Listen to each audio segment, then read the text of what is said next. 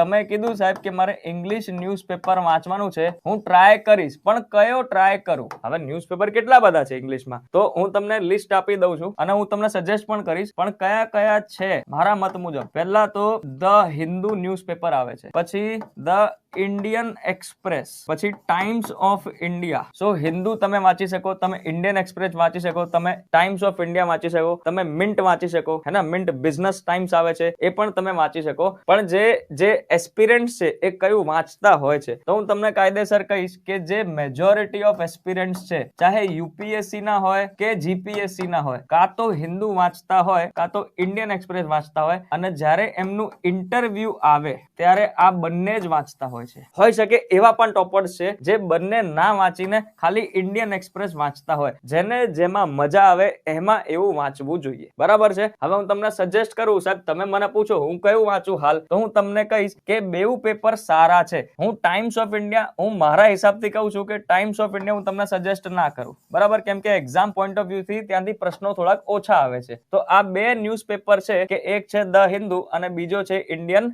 Express. બરાબર, Indian express ની હું વાત કરું તો આની જે ભાષા છે ઇંગ્લિશ જ છે બંને, as compared to the Hindu થોડીક ઈઝી, થોડીક સિમ્પલ ભાષામાં આ લોકો લખે છે, અને થોડુંક વધારે વોકેબ્યુલરી સારી તમને જોઈતી હોય તો તમે ધ હિન્દુ અહીંયા વાંચી શકો, હે ને. કાં તો ધ હિન્દુ વાંચો, કાં તો તમે ઇન્ડિયન એક્સપ્રેસ વાંચો.